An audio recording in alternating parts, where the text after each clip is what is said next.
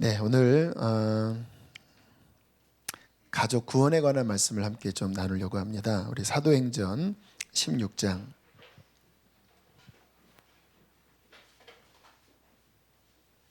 31절로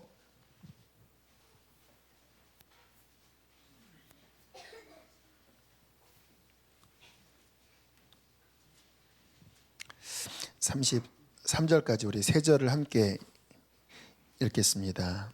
시작. 이르되 주 예수를 믿으라. 그리하면 너와 내 집이 구원을 받으리라 하고 주의 말씀을 그 사람과 그 집에 있는 모든 사람에게 전하더라.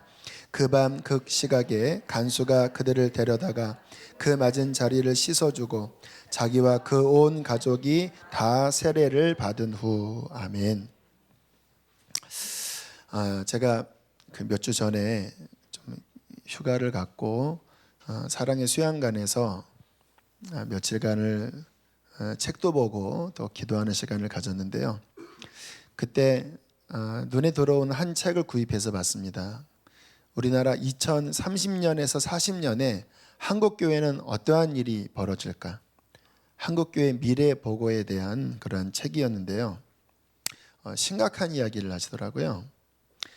지금 한국교회가 2단 포함해서 한 870만 정도가 한국교회 교인 숫자라고 합니다. 이미 1000만에서 떨어진 지는 한참 됐고 신천지, 안상홍 중에 다 합해서 870만 정도라고 하는데 30년 정도 뒤에는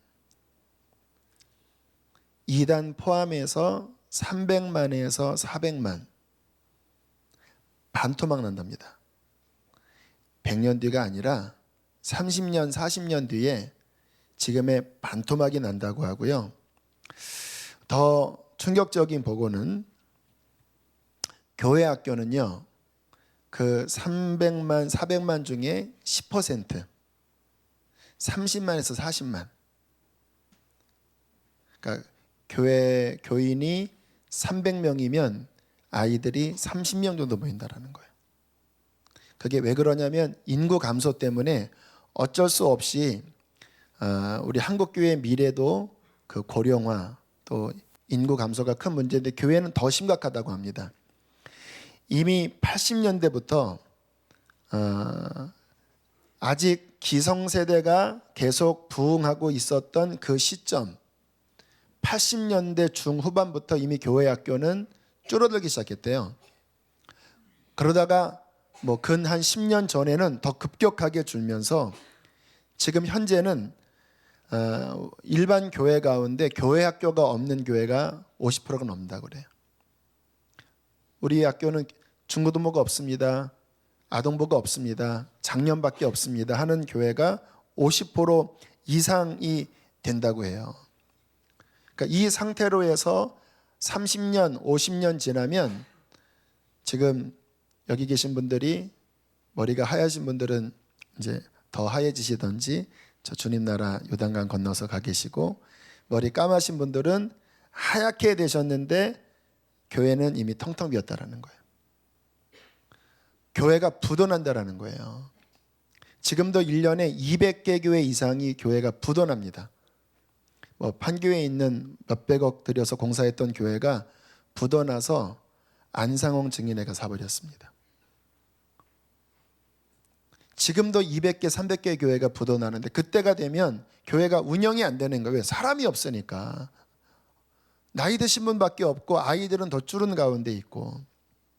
한 10몇 년 전에 영국의 유명한 강해 설교자인 데니스 레인 목사님이 그때 한국교회가 굉장히 왕성 아직까지 빛이 꺼지지 않았을 때였는데 그렇게 경고하셨대요. 여러분 지금 너무 좋아하지 마십시오.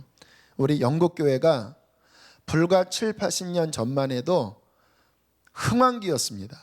교회마다 꽉꽉 찼고 엄청나게 큰 예배당을 지었는데 불과 7, 80년이 지난 지금 영국교회는 거의 문을 지금 닫고 있습니다.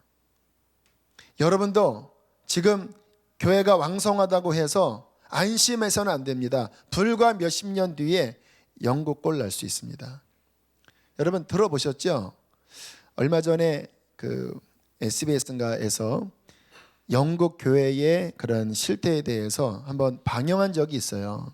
영국 교회면 지금부터 100년 전에 전 세계 선교를 가장 크게 감당했던 나라거든요. 뭐 허드슨 테일러도 영국 선교사였는데 지금 영국 교회가 어떤지 잠깐 그 SBS에서 방영한 그 프로를 요약한 부분을 잠깐 보도록 하겠습니다.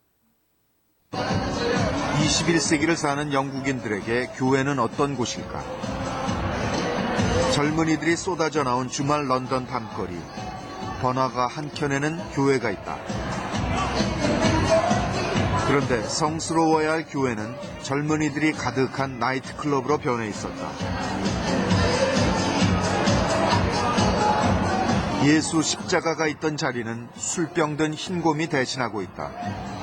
Doesn't really bother me that much. I mean, the building's deconsecrated, before it's changed into a pub, consecrated. 술병 든 흰곰이 대신하고 있다. 그들에게 교회는 어떤 곳일까? 앞으로요, 앞으로. To way you have to present the faith in a proper way, according to the people. It's not just one way. 바누아투에서 선교사로 오랜 세월을 보낸 드렉 주교는 격세지감과 함께 지난날을 이렇게 회고한다. To present the faith in a proper way, according to the people. It's not just one way. You have to see what's the best way of presenting the Christian faith to the particular people. And I don't think we're doing enough of that. 21세기를 사는 영국인들에게 교회는 어떤 곳일까? 젊은이들이 쏟아져 나온 주말 런던 밤거리. 번화가 한켠에는 교회가 있다. 그런데 성스러워야 할 교회는 젊은이들이 가득한 나이트클럽으로 변해 있었다. 앞으로 돌리시라.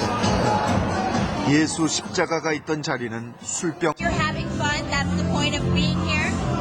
And I don't think God has a problem with you having fun. Yeah. Although even though it used to be church. Yeah. I know it used to be a church. Yeah. I'm a Christian. Are you? Yeah, but it's not a church anymore, so it's okay. Oh, okay. But If it was a church, then yes, I'd have a problem with it. But it's a bar now. A bar has bought this building. 이렇게 다른 용도로 쓰려고 수리하고 있는 교회는 영국 전역에 걸쳐 있다. 2005년 영국 성공회 조사에 따르면 전체 성공회 교회 4만 7천여 개 중에서 1,300여 개 교회가 이미 다른 용도로 변경된 것으로 나타났다. 교회가 다른 건물로 바뀌는 것은 사람들이 더 이상 예배 보러 교회에 오지 않기 때문이다. This company hasn't had four of them anymore. why? Huh? It's nobody using them. 교회 간판이 아직 남아있는 한 건물.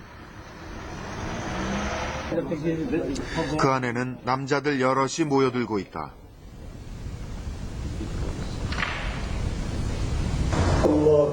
그런데 그들이 올리는 기도는 이슬람교의 하나님 알라를 향한 것이다.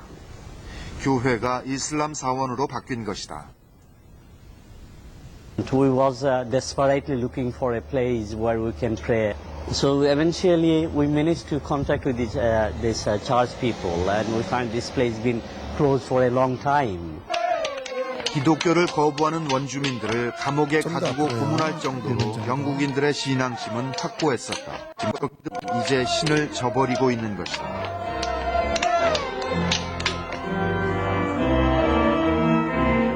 지금 평범한 주택가에 있는 교회. 주일 예배에 나온 이들은 모두 나이든 사람들 뿐이다. 그들은 평생 습관처럼 교회에 다녔고 그것으로 한 주일 동안 평안을 얻었다. 그런 이들에게는 요즘 세태가 그저 안타까울 뿐이다. I think it's sad that they don't. I don't know why. People take them out horse riding, playing tennis, cricket is all, football. 이 교회는 목사도 나이가 들었다.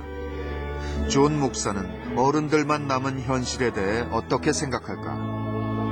It's a very difficult question to answer. I have spent 40 years in ministry trying to answer that question and have failed. So it is the biggest question you could ask me. 네, 됐습니다. 더 이상 됐습니다. 충격적이죠. 목사님이 하시는 말씀이 왜 교회가 주는지를 모르겠다고 합니다. 더 심각한 문제입니다. 알아야 답을 찾을 텐데 왜 젊은이들이 주일날 세상에 나가고 왜 노인밖에 남았는지 모르겠다고 이야기를 하는 거예요. 여러분 지금 한국 교회에 있어서 또 우리의 신앙생활에 있어서 정말 중요한 것은 뭐냐면요. 신앙을 다음 세대에 전수를 하셔야 된다는 거예요.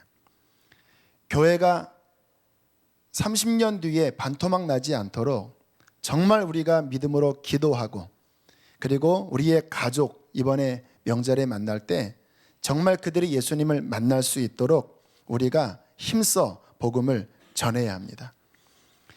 이스라엘이요 여호수아 시대가 구약의 가장 전성기 가운데 하나인데 불과 한 세대가 지나면서 여호수아 이스라엘이 아주 그냥 추락을 해요. 이유가 무엇입니까? 신앙 전수가 되지 않았기 때문에. 그래서 우리가 다짐을 했으면 좋겠습니다. 하나님, 아무튼 내가 예수님을 믿었다면 나의 부모 형제, 나의 자녀에게는 아무튼 어떠한 일이 있어도 신앙 전수를 꼭 하겠습니다. 이러한 다짐이 우리에게 있어야 될 줄로 믿습니다. 자, 이거야 우리 모든 진정한 크리스찬들의 간절한 바람이겠지만 그러나 신앙생활에 가깝고도 먼 기도 제목이요. 아마 가족 구원일 거예요. 쉽지가 않아요. 어떤 교회에 전도 집회를 사랑의 교회에서 전도 집회를 했는데요. 거기는 이제 대각성 전도 집회를 하지 않습니까? 그런데 그날 영접 기도해서 이제 결신을 한 분 가운데 그 주간에 선교사로 파송하는 선교사님의 가족이 있었대요. 부모님이 있으셨대요. 아이러니하잖아요. 그 선교사님은 이제 선교사로 나가셔야 되는데 부모님도 제대로 전도하지 못하고 가족 전도도 제대로 완수하지 못하고 선교를 갈 수밖에 없는 이 아이러니한 현실이 아마 가족 구원에 대한 일일 거예요. 어쩌면 예수님도 그러한 경우 중에 하나일 수도 있습니다. 예수님 살아 생전에 형제들도 예수님 제대로 인정하지 않았잖아요. 그만큼 가족 구원이 어려운 건데 저 자신을 돌아봐도 저에게 있어서 가장 큰 짐은 실은 가족 구원이었습니다. 저는 정말 부러운 분들이 여기도 그런 분들 계시죠. 부모님이 신앙생활을 잘 하셔서 내가 예수님 믿게 된 경우 정말 큰 축복입니다. 물론 또 그런 분들 이야기 들어보면 또 힘든 사연들이 있더라고요. 믿기지도 않는데 막 부모가 핍박해서 억지로 교회 다니는 거 힘들어서 그때는 참 힘들었다고 하는 이야기는 하시지만 그러나 정말 그러한 분들은 큰 축복입니다. 한번 저같이 나중에 믿어서 부모님을 인도하게 된 한번 그러한 분들의 상황을 한번 생각을 해보십시오. 저 같은 경우 예수님을 이제 중고등학교 때 믿고 하나님을 만났을 때 십자가를 고등학교 때 만났을 때 제 마음속에 들었던 큰 간절함이 뭐였냐면 우리 부모님 지옥 갈 텐데라고 하는 게 제 마음의 큰 짐이었습니다. 예수님을 만나니까 천국 지옥이 열리는 거예요. 천국 지옥이 열리는데 나는 예수님 믿어 죄사함 받아 갈 수 있는데 나의 부모님이 천국 가지 못하고 지옥 불 속에 떨어져서 고통한다고 생각하니까 자녀된 마음으로서 너무나 거기 힘들었습니다. 그래서 지금 기억하는 게 그때 고등학교 때인가요? 그 부모님 구원 문제를 놓고 금식을 했던 기억이 나요. 금식을 하는데 그때 힘들었던 것 같습니다. 하루 금식을 했나 그랬는데 몸이 체력이 약해서 그랬는지 굉장히 힘들었어요. 그래도 참 쉽지가 않았습니다. 근데 어떤 분이 또 제가 대학 진학했을 때 그런 이야기를 하더라고요. 이제 당신이 목사가 될 텐데 부모님 구원 제대로 못하고 어떻게 목회일을 할 수 있겠냐. 사람들한테 어떻게 전도하라고 이야기를 할 수 있겠냐. 당신이 부모님 전도 못하는 것은 큰 짐이니까 꼭 부모 전도 완수하라고 하는 이야기를 들었을 때 뭐 동기 자체는 좋지 않지요. 뭐 목사 뭐 자기 위신 내려고 전도하는 건 아닌데 그것도 참 큰 짐이었습니다. 그런데 이제 뭐 저희 어머님은 저 은혜로 돌아오긴 하셨는데 아버님이 참 쉽지가 않았어요. 이게 연세가 이미 많이 드셨고 이미 그 마음밭은 딱딱하신데 대화를 나눠보면 들어갈 빈틈이 없는 거예요. 이 복음도 뭔가 이렇게 틈이 열려져야 말씀이 들어가는 것 아니겠습니까? 근데 너무 굳어 계시니까 세파에 찌들리시고 뭐 마음에 상처도 많으시고 이미 다 굳어지신 가운데 제가 신학하는 거를 감사하게 반대는 안 하셨어요. 그런데 예수님 믿으라고 하면 뭐 욕도 하시고 또 막 비웃기도 하시고 야 너는 가지만 나는 신경 쓰지 마라. 그러니까 한번 만나 뵐 때마다 제 마음이 너무 힘들었습니다. 그냥 어떻게 공략할 수 없는 철옹성 같다라고 하는 느낌이 들었습니다. 자, 그런데 이런 명절이면 잊지 못할 사건이 있습니다. 아마 제가 몇 번 간증을 한 기억이 나는데 오래전도 아닙니다. 2008년 정도인 것 같아요. 그때 추석이었던 것 같은데 부모님 뵙기 전에 주님께서 기도를 시키시더라고요. 이번에 가서 꼭 복음을 전하게 해달라고 그런 기도를 시키셨고 그리고 명절 때 이제 아버님이랑 이렇게 시간을 보내다가 오는 그날 마당에서 예수님을 전하기 시작했습니다. 그런데 그 전에는 아버님이 철옹성이었거든요. 근데 그날따라 제가 이야기를 하는데 간절한 거예요. 그전에는 이게 말을 해도 별로 힘이 안 났는데 그날따라 막 간절하게 이야기를 하는데 아버님의 영혼이 이렇게 열리시더라고요. 그러더니 들으시는 겁니다. 제가 나중에는 막 눈물을 글썽거리면서 이야기를 했습니다. 아버지, 살아생전에도 고생하셨는데 돌아가셔서 지옥 가시면 이 얼마나 비참한 일입니까? 이 땅에서는 고생하셨어도 이제 영원한 천국 가셔야지요. 그리고 아버지 기도해 드릴게요. 평상시 같았으면 기도를 전혀 안 받으셨을 텐데 제가 하도 간절하게 말씀을 드려서 그랬는지 성령이 역사하셔서 기도를 받으시겠다고 하는데 딱 손을 잡고 기도하는 순간 눈물이 확 났습니다. 하나님, 우리 아버지 불쌍합니다. 우리 아버지 지옥 가지 않게 하시고 이 땅에서 고생 많이 하셨는데 꼭 예수님 믿고 천국 가게 해달라고. 저도 눈물을 흘리고 아버지도 눈물을 흘리시고 아버지가 좀 민망하셨던 것 같아요. 자녀 앞에서 눈물을 흘리니까.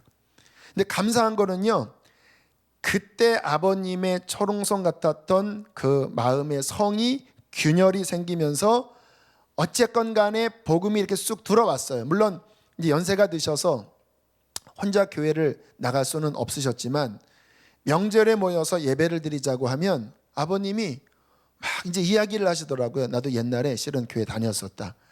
다 이야기해보면 다 옛날에 한가닥 다 하셨잖아요. 그리고 찬양도 막 따라 하시고 또 기도하면 아멘도 하시고 다 감사했어요. 그래서 하나님이 이제 우리 아버지 역사를 이루시겠구나. 그러다가 잘 아시는 것처럼 2년 전, 좀 2년 한 반 전부터 아버님이 급격하게 쇠약해지시면서 이상한 소리를 하시는 거예요. 좀 치매신가 하는데 치매는 아닌데 자꾸 이상한 소리를 하시는 거예요. 뭐 밤에 저승사자가 온다고 뭐 이야기를 하시지 않나. 막 앞뒤가 안 맞는 이야기를 하시고 가족들이 많이 염려하고 걱정을 했습니다.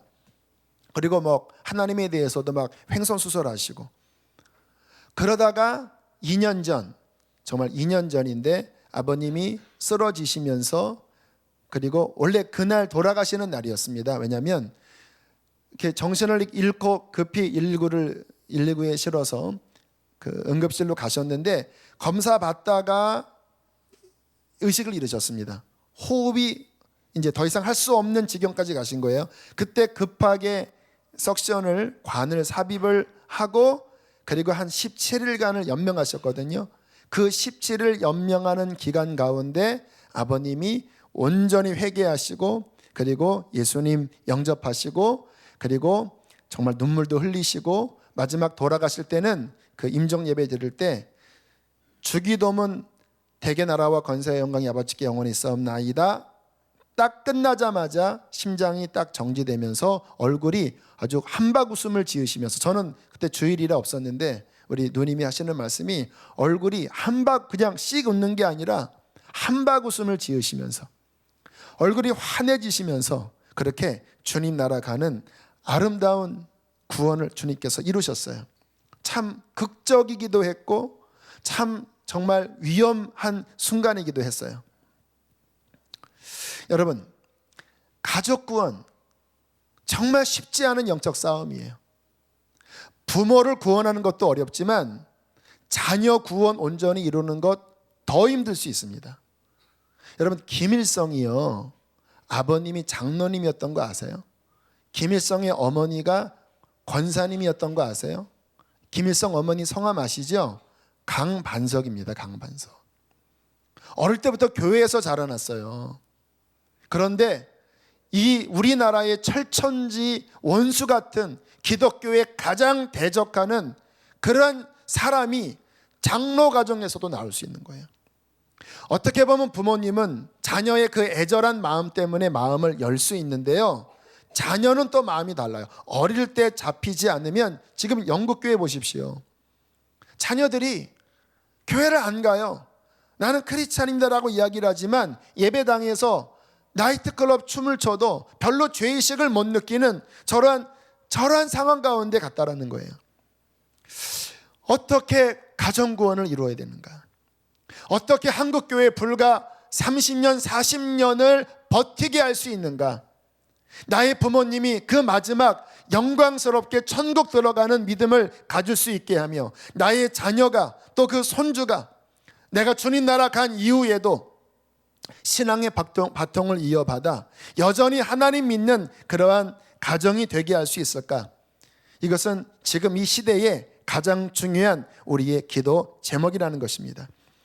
여러분, 가족 구원에 있어서 우리가 붙잡아야 될 말씀이 오늘 본문 말씀입니다. 우리 31절 다시 한번 읽어보시겠습니다. 16장 31절입니다. 시작. 이르되 주 예수를 믿으라. 그리하면 너와 내 집이 구원을 받으리라. 할렐루야. 주 예수를 믿으면 너뿐만 아니라 내 가족이 구원을 받을 것이라고 주님이 친히 약속하셨습니다. 물론 이 말씀의 의미는 네가 예수님 믿으면 자동적으로 가족들이 구원받는다라고 하는 의미는 아니에요. 그러나 이 말씀에 우리에게 소망을 주는 것은 뭐냐면, 내가 예수를 믿으면 너 혼자에게만 구원의 문이 열리는 것이 아니라 너희의 가족에게도 구원의 문이 열린다라는 거예요. 그 문으로 들어오는 것은 분명히 한 단계 더 들어와야 되지만 그 가정의 영역 안에 누군가 진실하게 예수를 믿으면요, 그 구원의 축복의 가능성과 기회는 온 가족에게 믿지 않는 가정보다는 훨씬 많이 열리게 됩니다. 왜 그렇게 될까요? 여러분, 어떤 사람이 정말 예수를 믿었으면 그 믿지 않는 가정 가운데 가만히 있을 수가 없습니다. 제가 그 어린 나이에 예수님 만났을 때 왜 금식을 했습니까? 천국을 보고 구원의 길을 아는데 어떻게 사랑하는 가족의 영혼에 무관심할 수가 있겠습니까? 한 가정 안에 누군가 진실하게 믿으면 그는 가만히 있지 않고 가족들에게 정말 어떠한 수를 쓰서라도 복음을 전하면서 그들의 마음의 문을 두드리는 일이 벌어지는 거예요. 그렇기 때문에 한 사람에게 복음이 들어가면 그의 가족들이 구원받을 확률, 구원의 문이 훨씬 더 많이 열려진다라는 거예요. 오늘 본문도 간수가 예수님을 믿었거든요. 그런데 그 밑에 보면 우리 33절 함께 읽어보겠습니다. 32절, 33절 시작.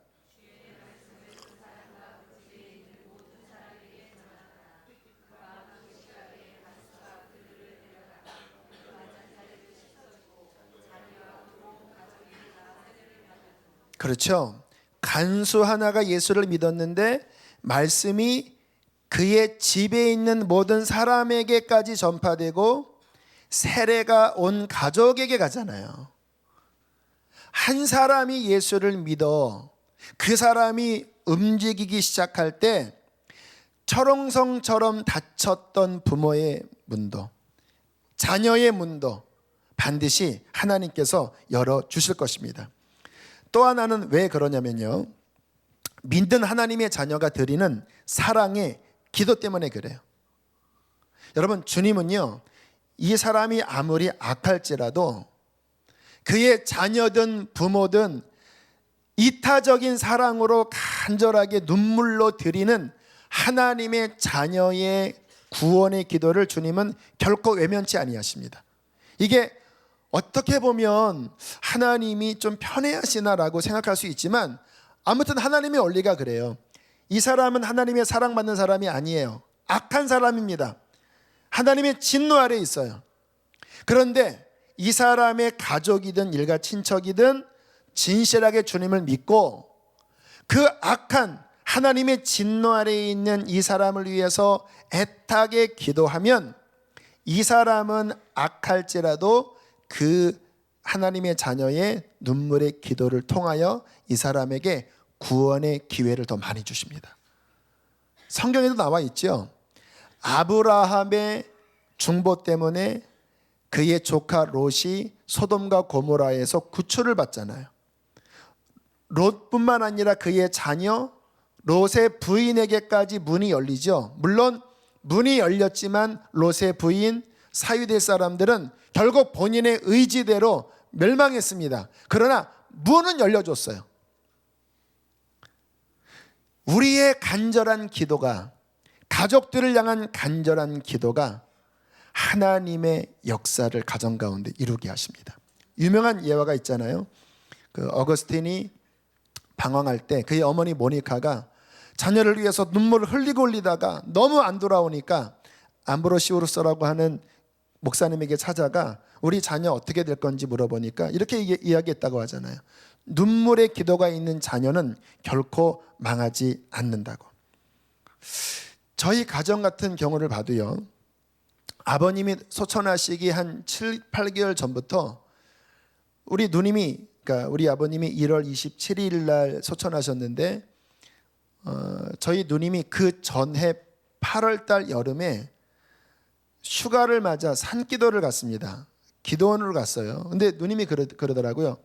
다른 기도 하려 갔는데 기도만 하면 아버지 기도밖에 안 나왔다고. 너무 안타까운 마음에. 그리고 그 해 기말샤 때 제 아내가 그러더라고요. 그때 이제 기말샤 할 때 우리 가족들을 위해서 기도합시다고 하는 시간이 있었는데 아내가 저한테 이런 이야기를 하더라고요.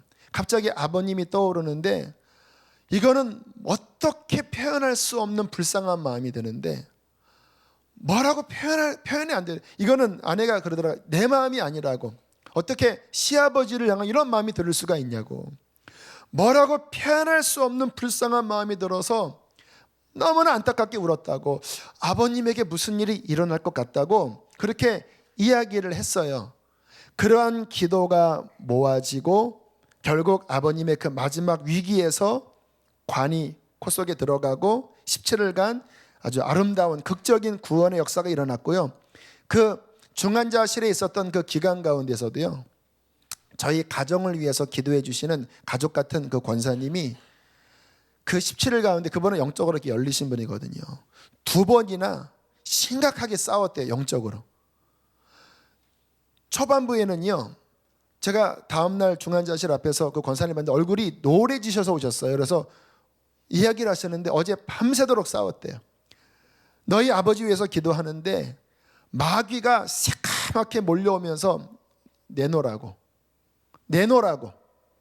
왜 그런 얘기 할까요? 한평생 주님 거부하고 죄 가운데 살았는데 이제 마지막 딱 지옥 데려가면 성공하는 건데 마지막에 와서 이게 지금 마귀의 계획이 틀어지게 됐으니까 내놓으라는 거예요. 왜? 평생 안 믿고 살았는데 왜 염치도 없이 마지막에 왜 천국 데려가려냐 이거예요. 아버님의 삶으로 봐서는 구원받을 수 없었습니다.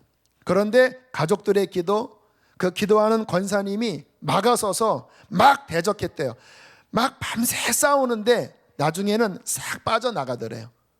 그래서 그 다음날 너무 진이 빠지고 얼굴이 막 그냥 노랗게 될 정도로 심각한 영적 싸움을 하고 그 며칠 뒤에 한 번 더 싸운 다음에 그리고 마지막 돌아가시기 전에는요 기도하는데 주님께서 이 까만 옷 그리고 국화꽃을 이렇게 보여주시면서 이제 됐다, 준비됐다 이야기를 하고 그 다음날 돌아가신 거예요. 얼마나 감사합니까? 그리고 마지막 그 수목장을 했는데 그 수목장을 이렇게 땅에 묻을 때 갑자기 막 쌀에게 눈이 막 이렇게 오는데요. 권사님이 그때도 환상을 보셨대요.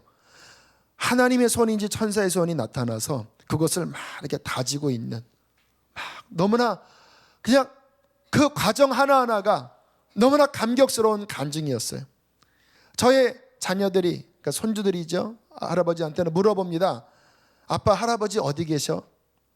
막내가 할아버지가 우리 막내를 좋아했거든요. 할아버지 닮았다고 좋아했거든요. 물어보는 거 할아버지 어디 계시냐고.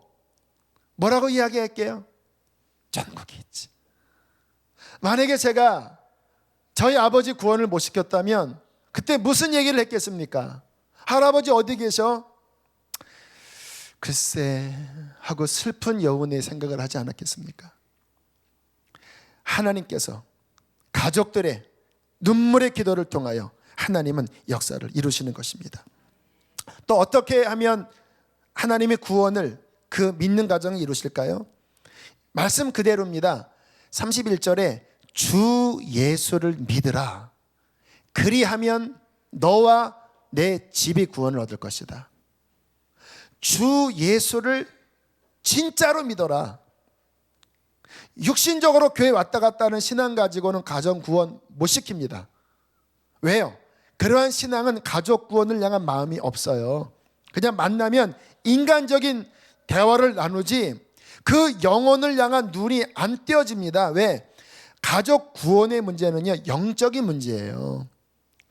내가 예수 진짜 믿고 천국이 믿겨지고 지옥을 알아야 성령 충만해야 가족을 위해서 진심으로 기도하게 되고 진심으로 말씀을 전하게 되고 또 기도할 때 영적 싸움이 일어날 때 영적으로 살아나 있어야 싸움을 하는 거지요.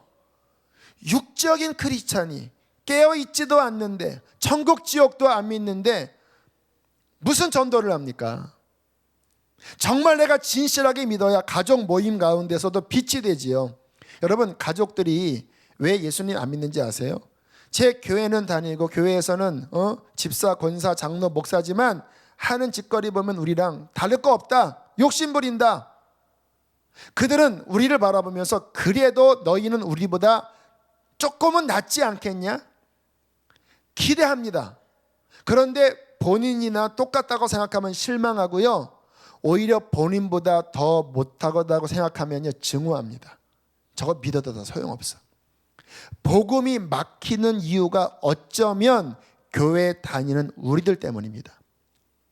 제대로 믿지 않고 성령의 감동받지 않고 정말 주의 말씀에 순종하지 않는 진실한 믿음이 아닌데 어떻게 가족에게 빛이 되겠습니까?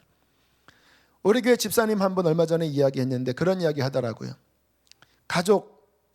가족이 형님이 소천하셨어요. 그런데 그 유산 문제 때문에 여러 가지 말들이 있었는데 이렇게 이야기를 했대요. 나는 신경 안 쓰겠습니다. 알아서 하세요. 주시면 주는 대로 받고 안 주셔도 나는 신경 쓰지 않겠습니다. 왜요? 하나님 믿으니까. 예수 그리스도가 내 주인인데 그 유산 상속 그것 때문에 막 실갱이 벌이면 이게 빛이 되겠습니까? 그러나 이 집사님 마음속에 진실한 믿음이 있으니까 그거 좀 내가 어차피 없었던 돈이니까 그거 없어도 나는 예수 믿기 때문에 신경 안 쓰겠습니다. 혹시 하나님이 역사하셔서 형님들의 마음을 열어서 어느 정도 주면 감사한 거고 하나님의 응답으로 받고 안 주시면 말고요. 진짜 예수를 믿어야 복음이 가정 가운데 전해질 수 있습니다. 저희 누님 같은 경우는요, 제가 그때 20살이었고 이제 성령 충만함 받았을 때였고, 그때 저희 누님이 23이었는데 어느 날 집에 들어가 봤더니 얼굴이 시커매져 있었어요. 그래서 이렇게 제가 문 밖으로 나가다가 뭔가 마음에 걸리는 게 있어서 누나 무슨 일이 있어 그랬더니 질문하지, 나한테 묻지 말라. 얼굴이 까매져요. 누나 문제 있구나. 마음속에서 기도가 하고 싶어졌습니다. 성령 충만했거든요. 그리고 손을 잡고 딱 기도를 하는데 그때 우리 누님이 신앙이 거의 없었던 시절이었어요. 교회는 가끔 나갔지만 그냥 거듭나지 않은 신앙이었는데 딱 손 붙잡자마자 갑자기 예언이 나가는데요. 왜 네가 어려울 때 나를 찾지 않고 인간적인 생각을 하느냐 하는데 앙 우는 거예요. 저는 영문을 몰랐습니다. 그런데 성령께서 저희 누님을 구원하시려고 그냥 말씀을 막 외치신 거예요. 왜 네가 어려울 때 나를 의지하지 않고 왜 인간의 생각을 하느냐. 막 울면서 나중에 이야기를 하는데 본인이 회사에서 격리를 보다가 재정 어떤 문제가 생겼는데 세무서에서 검사하러 온다는 거예요. 이거 만약에 지금 정리가 안 됐는데 검사가 나온 본인은 큰일 난다라는. 그래서 너무 걱정이 돼서 본인 아는, 너 급하니까 아는 사람 거기에 칼 들고 들어가서 돈을 좀 훔칠까 막 급하니까 막 이런 생각까지 막 하는 지경까지 몰려서 끙끙대고 있었던 거. 얼굴은 막 고민 때문에 시커매지고 이 마음속은 완전 그냥 악한 생각으로 가득 차고. 제가 만약에 그 순간에 성령 충만한 동생이 아니었다면 어떻게 했겠습니까? 왜 그러지 하고 지나갔겠지요. 또는 물어봤어도 제가 뭐라고 대답을 했겠습니까? 너는 왜 어려울 때 하나님 의지하지 않고 인간을 생각하느냐? 그 말이 나올 수가 없지요. 전혀 그 상황에 하나님의 역사가 안 나타나는 거예요. 그러면 구원이 될 수가 없는 거예요. 인간의 모임으로 그냥 끝나버리는 거예요. 그러나 하나님의 성령에 사로잡힌 한 사람이 그 가정 안에 있으면 주님께서는 그 성령 충만한 한 사람을 그 가정의 선지자가 되게 하시고 그 가정의 전도자가 되게 하셔서 하나님의 살아계신 역사를 그 가정 가운데 보여주신다는 것입니다. 여러분 기억하십시오. 우리가 진짜 예수 믿으면 너와 내 집이 구원을 얻을 것입니다. 우리가 진짜 예수 믿고 하나님 앞에 기도하고 성령 충만하여 그 마음으로 자녀들을 대할 때 자녀들은 주께로 돌아올 것입니다. 영국 교회가 왜 저렇게, 왜 목사님 참 답답해요. 기자의 질문에 40년 동안 목회했는데 왜 이런 일이 벌어졌는지를 모르겠다고. 교회가 정말 성령 충만한 교회가 되어 하나님의 살아있는 역사가 나타났다면 왜 젊은이들이 빠져나가겠습니까? 영국 교회가요, 교회를 안 나가면서 세상으로 간 것으로 끝난 게 아니라 그들이 어디로 갔는지 아세요? 이슬람, 불교, 인도의 요가, 심지어는 아프리카의 토속 종교 쪽으로 가버렸어요. 왜요? 교회 나가도 하나님의 역사가 안 보이는데, 진짜 예수 믿는 냄새가 안 나는데 이 지겨운 교회에 있어서 뭐예요? 차라리 뭔가 세상의 종교에 뭔가 그럴듯한 그런 데 가지요. 부모가 살아있는 하나님의 믿음, 물과 성령으로 거듭나서 야, 내가 엄마 아빠를 보면 하나님 살아계시다. 엄마 아빠가 기도하는데 하나님이 응답하신다. 그 살아 역사하는 하나님을 우리의 자녀 가운데, 우리의 가족 가운데, 부모 가운데 보여줄 때에 주님의 구원의 역사는 우리의 가정 가운데 이루어지게 될 것입니다. 여러분, 여러분의 가정 가운데 아직 주께로 돌아오지 않은 부모, 형제, 자녀들이 있습니까? 실망하지 마십시오. 우리가 진짜 예수 믿고 기도한다면 그들은 결코 그 자리에 머물러 있지 않을 것입니다. 왜요? 우리 안에 계신 복음의 능력이 어떠한 철옹성보다 더 강력한 하나님의 능력이기 때문입니다. 중요한 것은 하나님, 나는 예수 믿고 구원받았는데 나에서 끝나는 것이 아니라 주님, 이 복음이 내 자녀에게 전수가 되고 그 자녀의 자녀에게 전수가 되고 나의 부모가 믿지 않고 저렇게 사시는데 하나님, 마지막 임종하기 전이라도 하나님의 능력으로 저 강 목사님의 간증이 내 가정 되게 해주시어서 마지막 그 순간에라도 찬란하게 예수 믿고 천국 가게 해주십시오. 그 진실한 기도를 할 때에 하나님은 그 기도를 결코 외면치 아니하실 것입니다. 우리 함께 시간 찬양하고 기도하시겠습니다. 우리 함께 기도해라는 이 찬양, 우리가 잘 아는 찬양이죠. 하나님, 기도합니다. 이번에도 명절에 내가 그들에게 빛과 소금으로 나아가게 해주십시오. 성령의 충만함을 부어달라고 이 찬양 고백하고 기도합니다. 우리 함께 기도해 주 앞에 나와 무릎 꿇고 긍휼 베푸시는 주 하늘을 향해 손 들고 하늘 문이 열리고 은혜의 빗줄기 이 땅 가득 내리도록 마침내 주 오셔서 의의 빗줄기 우리 위에 부으시. 우리 한 번 더 고백하고 기도합시다. 우리 함께 기도해. 우리 함께 기도해 주 앞에 나와 무릎 꿇고 긍휼 베푸시는 주 하늘을 향해 손 들고 하늘 문이 열리고 은혜의 빗줄기 이 땅 가득 내리도록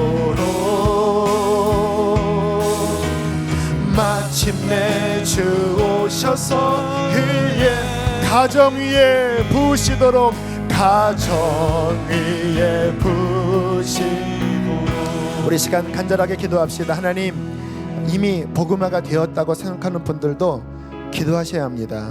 정말 영으로 거듭났는지, 지금 주님과 동행하고 있는지, 믿지 않는 부모가 있다면 정말 애타게 기도하세요. 언제 부름받을지 모르잖아요. 주님, 그 마지막이 아버지 하나님 영생과 구원이 되어지게 하여 주십시오. 우리 자녀들을 위하여서도 이 부모들이 이 마지막 시대에 눈물로 기도해야 합니다. 한국교회가 기울어져 가고 있습니다. 자녀의 신앙 전수 성공하지 않으면 큰일 납니다. 이 시간 우리 간절하게 주여 크게 한번 부르시고 주님 가정의 구원이 이루어지게 해달라고 통성으로 기도하시겠습니다. 주여